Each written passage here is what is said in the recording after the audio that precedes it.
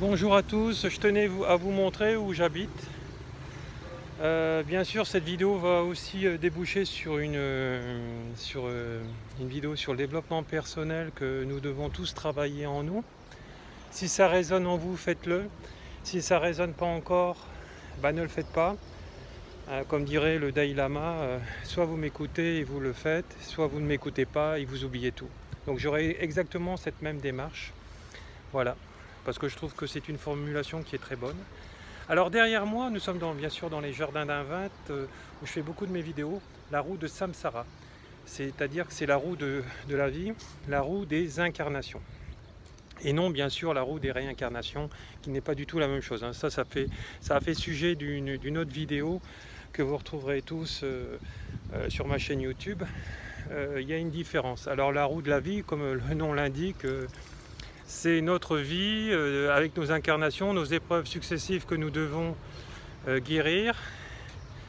Et voilà, sans focaliser sur l'autre dans la négation, en voulant lui porter préjudice et en lui faisant mal. Alors ça, c'est très joli. Ils viennent de mettre des cordelages, des cordelettes de toutes les couleurs qui correspondent aux couleurs bouddhistes. Donc aux fenêtres, comme vous voyez. C'est joli. C'est en perpétuelle rénovation tous ces temps parce que ça coûte des fortunes et puis c'est fait avec les dons des gens. Voilà, donc le bouddhisme, je rappelle bien, ce n'est pas une religion, c'est une philosophie de vie puisqu'il n'y a pas de notion de Dieu. Donc voilà, c'est pour ça que c'est pas une religion. Il n'y a aucune notion de Dieu, c'est juste une notion liée à l'éveil, malgré qu'un créateur universel est bien là, puisque sinon ce monde n'existerait pas, et toutes ces exoplanètes qui tourneraient autour du Soleil non plus. Il y a quand même pas mal je dirais des milliards d'exoplanètes dans cet univers. Depuis 1995, les scientifiques l'ont confirmé, et avant ça, tous ceux qui pouvaient dire la même chose se faisaient traiter de tous les noms d'oiseaux, de charlatans, etc. Et bien sûr, ça a été fait par la science, dite moderne. Voilà. Donc voilà. Alors aujourd'hui, on va voir les notions de bien et de mal par rapport à nos incarnations, et ça chez toutes les personnes même dites éveillées. Voilà, donc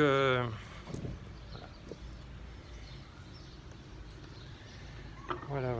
Donc je vais retrouver le texte dans lequel je voulais justement parler avec vous. Voilà. Alors, ce texte est basé en fait sur l'effet Lucifer. C'est un phénomène que certaines personnes appellent ça parce que c'est quelqu'un qui a mis un nom là-dessus. Quand les gens bons deviennent mauvais. Alors, comme je vous ai déjà dit dans différentes vidéos, il n'y a personne de bon et il n'y a personne de mauvais. Les gens dits mauvais, en fait, ce sont des gens qui sont en cours d'évolution spirituelle, dans cet apprentissage de la vie, et tous les gens dits spirituels qui vont vouloir porter préjudice à l'autre, en fait, sont aussi testés par cette façon de faire, cette façon d'évoluer en conscience ou par rapport à leurs blessures, et au lieu de les aider, et s'ils leur portent préjudice, ils vont se mettre une balle dans le pied. Et en fait ils vont rétrograder dans l'évolution spirituelle qu'ils ont fait, qu'ils ont pu faire, etc. Et donc de là, ils le verront dans leur vie, il y aura des épreuves supplémentaires qui vont leur être attachées, parce qu'en fait de compte, s'ils en sont là, pour la plupart des gens, c'est que dans leurs incarnations d'avant, ils ont pu connaître des choses vraiment horribles qu'on peut retrouver dans le karma, et c'est la loi de causalité.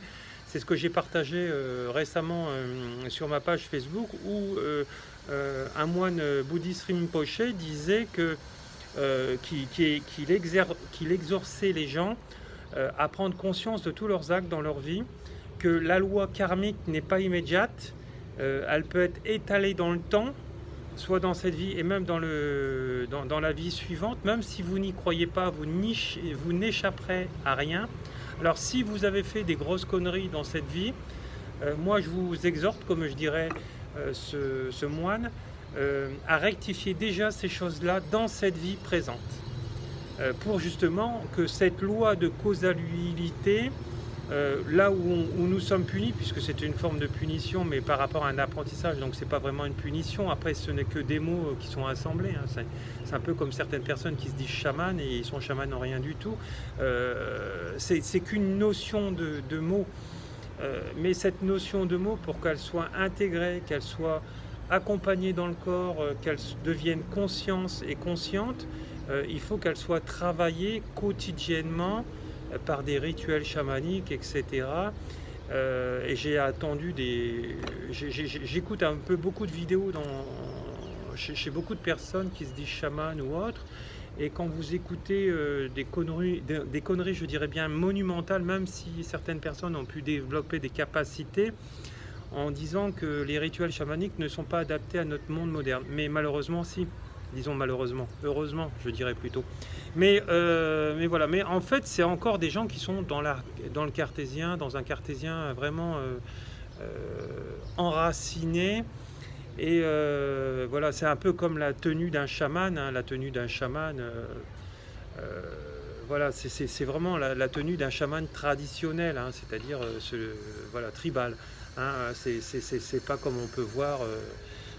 Voilà, donc il y a des attributs, c'est ce qu'on voit dans mes stages, il y a des attributs qui sont obligatoires dans les tenues de chaman et qu'on ne retrouve pas chez beaucoup de gens dits célèbres parce qu'ils ont une certaine notoriété à la télé ou dans leur stage ou dans leur livre, où ils vont vous ramener donc je sais pas moi en Mongolie, puis ils vont faire venir la chaîne brute.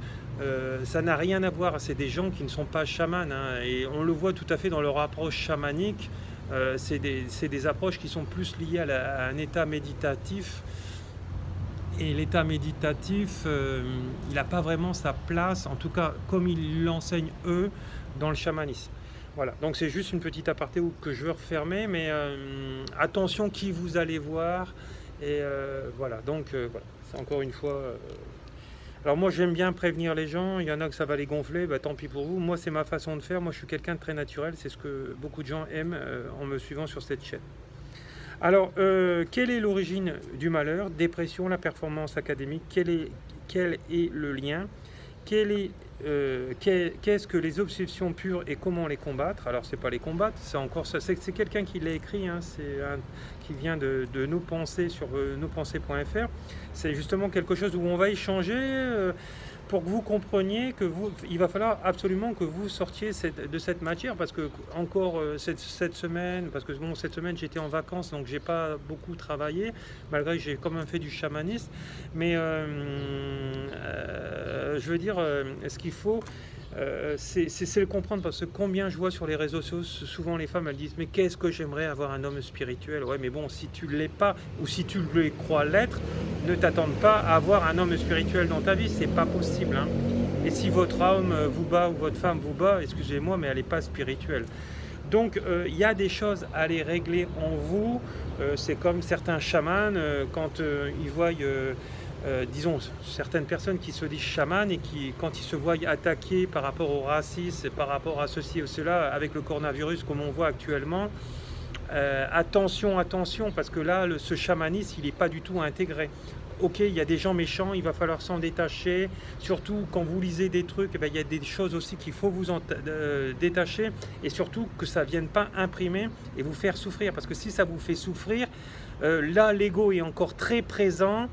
Et ça veut dire qu'en fait, ton chaman en toi, il dort toujours, hein, il n'est pas incarné. Hein. Donc voilà, donc il faut apprendre justement à ne pas réagir à toutes les attaques de tout ordre, quel que soit, parce que bon, on a entendu tous les noms d'oiseaux par rapport aux Chinois qui ont créé ça un petit peu, ce coronavirus, parce que ça vient de chez eux. Voilà, donc même la science ne sait pas vraiment d'où ça vient, en tout cas, c'est pas vraiment très clair, ils ne savent pas comment l'arrêter. Bon bref, arrêtez de psychoter, d'avoir peur de mourir, hein, parce que ça, notamment, ça fait partie, je dirais, le 3/4 de la planète, des blessures de cette planète à les guérir en nous. Moi, je n'ai pas peur de mourir, en tout cas, ça c'est une certitude, parce que je sais très bien qu'on ne meurt pas, on meurt que sur le plan de la chair. Voilà. Donc, ce qu'il faut, c'est vraiment prendre des précautions. Certes, moi, en tout cas, je ne porterai jamais de masque, ça c'est sûr. Voilà. Donc, et je fais confiance à mon système immunitaire. Donc voilà, donc point barre, et il n'y a pas besoin de vaccin. Alors moi je vous déconseille de vous faire vacciner, après ce que vous faites comme vous voulez, mais moi j'ai encore confiance à mon système immunitaire, donc voilà. Alors, on peut tous devenir tortionnaires, c'est ce qu'affirme le célèbre chercheur en psychologie Philippe Zimbambo. Bah oui, bon, en fait il y a la loi de Cartman, comme je vous avais déjà expliqué, un coup on est une victime, un coup on est un bourreau, et un coup je ne sais plus le troisième, bon, bourreau, victime, et bon, peu importe. Et donc dans ce climat, si je laisse le pouvoir à l'autre, je lui donne cette autorité de me faire du mal. Et quand je lui donne cette autorité de me faire du mal, c'est qu'en moi, en fait, je suis en fait encore un enfant en blessure, et puisque je suis incapable de rentrer en conscience. Alors, quand vous êtes éveillé, vous percevez tout le monde entier en conscience. Hein. Donc, c'est-à-dire que si les gens, comme on a pu voir en traitant les Chinois en disant ceci, cela, un peu comme les Arabes, pour d'autres choses que certaines personnes font, en les attaquant directement, en fait, ce sont des gens qui ne sont pas du tout éveillés. Hein. C'est un peu comme certaines religions voilà, qui disent d'aller couper la tête des blancs, des infidèles soi-disant. Et puis voilà, donc une religion, ça prône l'amour inconditionnel. Donc ça ne peut pas être une religion qui prône en disant que telle personne c'est des infidèles et que les autres sont des bonnes personnes. Donc la religion, c'est l'amour. Point barre. Donc c'est-à-dire que l'amour est universel, et nous avons un Dieu, un univers qui est un seul, qui est une seule même entité, je dirais. À partir de là, nous devons donc évoluer dans cet amour. Hein, il y a eu des messages qui étaient donnés clairs, etc. Vous savez qu'il y a eu plusieurs versions de la Bible, il y a eu plusieurs versions du Coran, etc. Et l'être humain en a tiré et en a retenu ce qu'il voulait bien par rapport à ses blessures. Voilà. Alors tout dépend de si se présentent ou non les conditions nécessaires pour que les gens deviennent soit bons ou soit mauvais. Alors il n'y a personne de bon ni de mauvais. En fait, c'est à nous à travailler chacune de nos blessures. Donc c'est pour vous faire comprendre que ce texte, en fait, la plupart des gens en fait, sont dans cette perspective en disant il y a des gens qui sont blancs, il y a des gens qui sont noirs, et la plupart des gens vont s'arrêter que sur les choses noires des gens, sans regarder leur 99, je dirais, positivité dans leur vie. Et pourquoi ils vont s'arrêter là? Parce qu'ils n'ont pas été capables à ce moment-là de faire le travail nécessaire sur eux. Voilà, tout simplement. Tout simplement. En fait, ce sont des victimes. Et une victime attire toujours un bourreau. Donc, et ça, quel que soit dans votre vie professionnelle, dans votre vie personnelle, etc., dans toutes les façades d'âme, sage, enseignant, thérapeute, etc.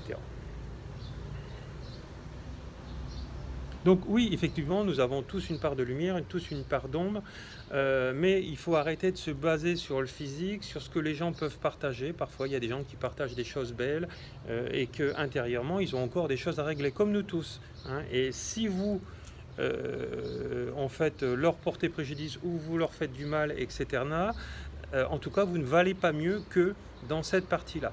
Hein. Voilà, donc ça veut dire que cette négation, vous la retrouvez dans votre miroir, en miroir avec eux. Et si vous voulez sortir de cette spirale, il va falloir que vous auto-aidez mutuellement jusqu'à cette libération. Parce que la libération, elle ne passera que par le pardon et l'acceptation et cette compréhension en guérissant en moi. Et on y arrive beaucoup plus vite à deux. Hein, c'est ce que je dis dans les relations de couple aussi, quand je fais des thérapies de couple. Voilà. Selon le contexte de la situation dans laquelle on se trouve, c'est l'une ou l'autre de ces deux parts qui se démarquera. Alors, c'est faux, bien sûr. Hein, il faut arrêter de croire à la méchanceté et que quelque chose d'anormal, voire de pathologique. Alors, tout le monde a une part d'ombre, tout le monde a une part de lumière. C'est à vous à descendre votre ego, hein, qui est parti de cette méchanceté. Ce bouboule, c'est ce chien de garde qui est là tout le temps vouloir réagir, à faire du mal, etc. pour atteindre en fait cette neutralité d'âme en créant le bien à son maximum. Voilà, donc forcément les gens qui parlent mal des autres, ils ne valent pas mieux qu'eux, hein, aussi. Alors nous sommes un tout, personne n'est complètement bon ou complètement mauvais, nous sommes une échelle de gris, et si par un moment c'est le blanc qui domine, à d'autres moments ce sera le noir. Oui, mais sauf qu'il y a des gens qui prédominent beaucoup plus dans le bon, et d'autres aussi prédominent beaucoup plus dans le noir. Donc personne n'est parfait, je vous rassure, personne n'est parfait. Mais ce qu'il faut, c'est s'auto-aider, je le rappelle et je le rappellerai toujours. La capacité infinie de l'être humain à faire des personnes soit aimables, soit cruelles, sont compatibles, sont compatissantes, soit égoïstes, soit créatrices, soit destructives, et de faire que certains d'entre nous deviennent des monstres, tandis que d'autres deviennent des héros. Bon, héros, c'est un gros mot, hein, monstre aussi, mais voilà, donc c'est un... Voilà, donc c'est un travail sur soi pour atteindre cette lumière intérieure qui est notre Dieu. Hein, on cherche tous le Dieu à l'extérieur, mais le Dieu, c'est notre planète, c'est la Terre, c'est l'univers, c'est apprendre à partager, c'est apprendre à prendre soin, ne pas jeter ses déchets dans la nature, à apprendre à manger de l'alimentation vivante. Je parle bien des végétaux et non des animaux. C'est une notion de respect de ne plus manger d'animaux, sous quelque forme que ce soit. En tout cas, moi, c'est vers quoi je me tends, et je suis végétarien depuis 3 ans maintenant. Et je n'ai aucun symptôme de maladie ni autre, comme certains malades dans ce côté-là, qui se disent naturopathes et puis qui disent tu ne peux pas te passer de viande, ni d'animaux, etc. Sauf que c'est faux. Bien sûr, c'est faux. Hein. Moi, je suis un exemple concret, mais par exemple, je connais des gens, ça fait 50 ans qu'ils font ça, et ils n'ont aucun problème, justement. En plus, ils n'ont jamais de maladie. Donc voilà, devinez pourquoi. Les vaccins, les farines animales, que tous ces animaux-là, où ils vont après dans votre organisme. Donc voilà, donc ce petit aparté que je ferme, mais voilà. Voilà. Alors, il est intéressant de faire référence à ce que le pape Jean-Paul II a pu dire sur le ciel et l'enfer. Selon lui, le ciel et l'enfer sont en nous. Oui, c'est tout à fait juste, c'est ce que je disais, l'ombre et la lumière. C'est pour ça que mon premier livre, qui a été best-seller, est aussi intitulé comme ça. C'est une synchronicité avec ce texte. C'est pourquoi personne ne peut y échapper. Il n'y a pas forcément besoin d'être catholique pour comprendre cela. Cette affirmation nous pousse tout simplement à regarder la réalité en face. Oui, c'est tout à fait ça. Mais ce qu'il faut, le plus important, c'est de le comprendre et ne plus travailler pour cette société. En tout cas, c'est-à-dire ne plus travailler pour un patron, pour un système fonctionnaire qui sont corrompus et qui sont là juste pour profiter de votre main-d'œuvre. Hein, et devenir patron comme moi ou comme d'autres personnes, voilà, vous gagnerez beaucoup plus et vous aurez beaucoup plus de temps libre. Alors, ça, c'est un signe d'intelligence, et l'instruction n'a rien à voir avec l'intelligence. Hein. Être instruit, c'est être instruit, c'est pas forcément être intelligent. Hein, parce que faire un bombardier, faire un avion et créer des bombes et aller les balancer sur des États, c'est un manque d'intelligence flagrant. Hein. Le fait est que nous ne sommes pas toujours bien comportés avec les autres. Alors n'oubliez pas que toutes ces notions-là ont des liaisons avec le karma, qui est une des 7 lois spirituelles, parce que le chiffre 7, c'est un chiffre sacré dans toutes les mythologies, dans toutes les peuplades depuis la création de la Terre, et qui s'appelle la loi de causalité, c'est-à-dire ce que vous créez, vous le récolterez à un moment donné dans cette vie et dans les vies suivantes. Vous n'y échapperez pas. Hein. Si vous voulez rectifier tout ce que vous avez pu faire de travers, je vous conseille dès maintenant de vous atteler à cette tâche, à faire l'inverse de ce que vous avez pu faire, en aidant d'autres personnes, etc. Voilà. Dater Vader a toujours été considéré comme une personne très méchante, jusqu'à ce que l'on se rende compte qu'en fait il s'agissait d'un homme ordinaire qui s'est laissé porter par ses émotions et ses ambitions, devenant alors un monstre dominé par son côté obscur.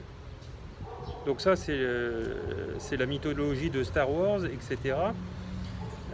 Pour expliquer aux enfants les concepts du bien et du mal. Alors il y a aussi des liaisons qui sont à faire aussi avec les obsessions spirituelles, c'est-à-dire que c'est dans le côté animiste, c'est-à-dire des esprits qui sont désincarnés et qui sont encore présents, qui sont restés bloqués par rapport aussi au non-éveil spirituel, parce que quand je vous disais la dernière fois, je sais que ça n'avait pas fait plaisir à certaines personnes, que si on n'a pas de notion de spiritualité, du bien, du mal, des lois, des incarnations, etc. Et si on croit en rien, on reste bloqué. Effectivement, on reste bloqué en fait sur le plan terrestre.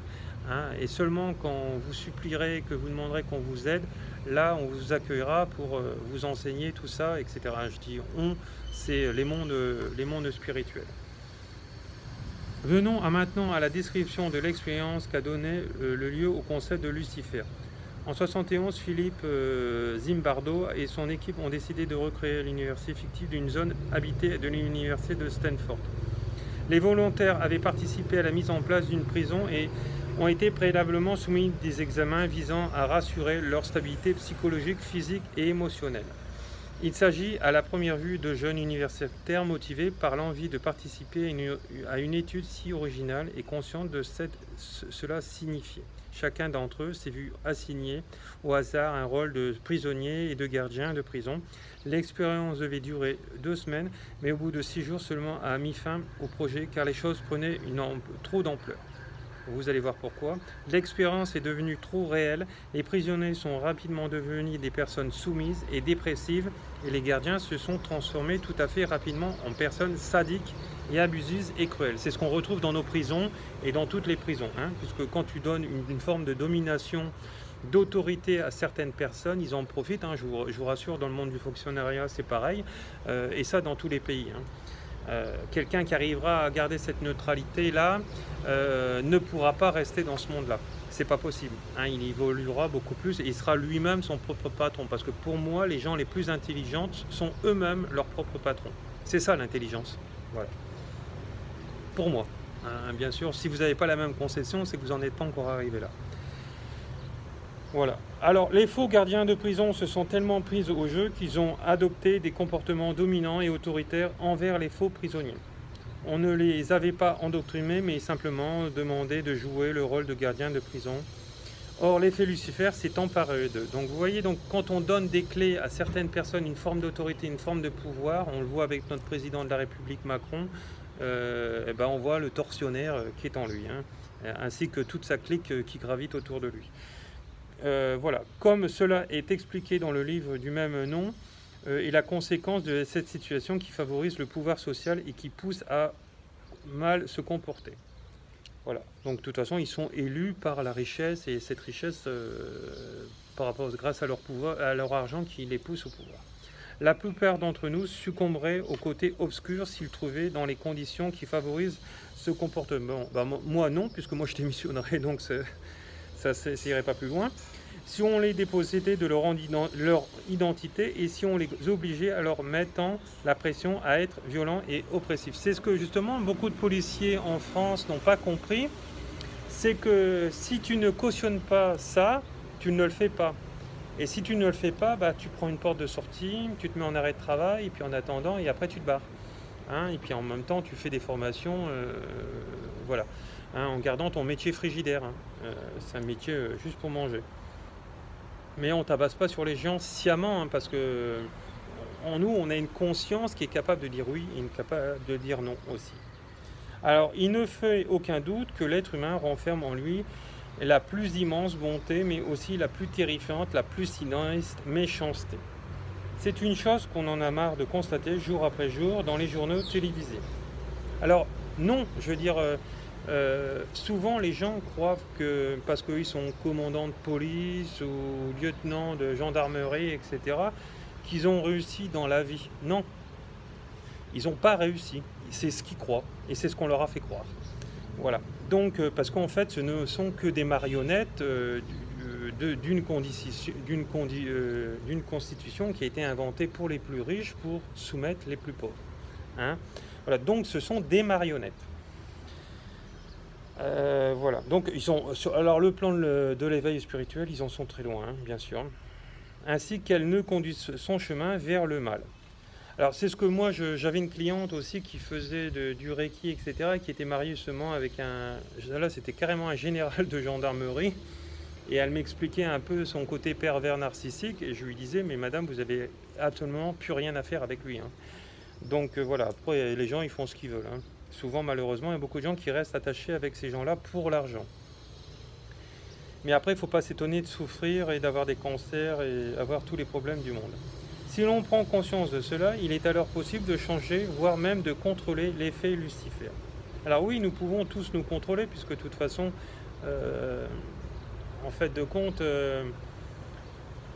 en fait c'est la conscience. La conscience, nous savons quand nous faisons le bien, nous faisons le mal, c'est à nous ne pas nous laisser emporter. Et voilà, donc il faut avoir du discernement et non du jugement. Le discernement, c'est un côté bienveillant, en fait, en diagnostiquant le problème, etc. C'est comme moi, quand là, on m'a demandé là récemment, une dame qui avait des problèmes sur le plan des émotions et que, voilà, ses dents se déchaussent, etc. Mais j'ai su tout de suite à quoi c'était. Après, il faut absolument rentrer en thérapie parce que voilà, derrière tout ça, il y a un décodage de la maladie, il y a un aspect psychologique qu'il faut apporter à cette personne, et puis après, il faut avoir une guidance aussi spirituelle dans cet aspect psychologique, parce que vous savez tous que moi, j'ai une maîtrise en psychologie, et donc c'est pour ça aussi que je suis psychothérapeute et que j'arrive bien à allier en fait mes techniques énergétiques avec cet aspect psychologique, sans compter tout ce monde invisible que dans beaucoup de thérapies énergétiques, ces thérapeutes-là, pour la plupart, n'ont pas accès. Hein, c'est pour ça que je suis allé dans le chamanisme, parce que pour moi, le chamanisme, c'est quelque chose le plus puissant. Après, je ne suis pas le seul à le dire. Il y a le docteur Chambon et monsieur Talchaler. Chambon, c'est un psychiatre de médecine normale, hein, médecine normale. Médecine générale, et monsieur Talchaler qui est aussi médecin depuis plus de 50 ans et puis chaman. Donc voilà, donc je suis pas tout seul à le dire, et comme le disent ces gens-là, le chamanisme c'est la partie la plus puissante en fait dans les médecines naturelles. Moi j'appelle pas ça des médecines alternatives, pour moi c'est pas alternatif, c'est naturel depuis la nuit des temps, puisque en fait le chamanisme existe depuis 80 000 ans. Voilà, donc voilà, donc cette vidéo est terminée. Si vous avez besoin de réagir, en fait on a tous une partie sombre, toute une belle partie, et voilà, et bon après-midi à tous et à la prochaine. Merci, au revoir.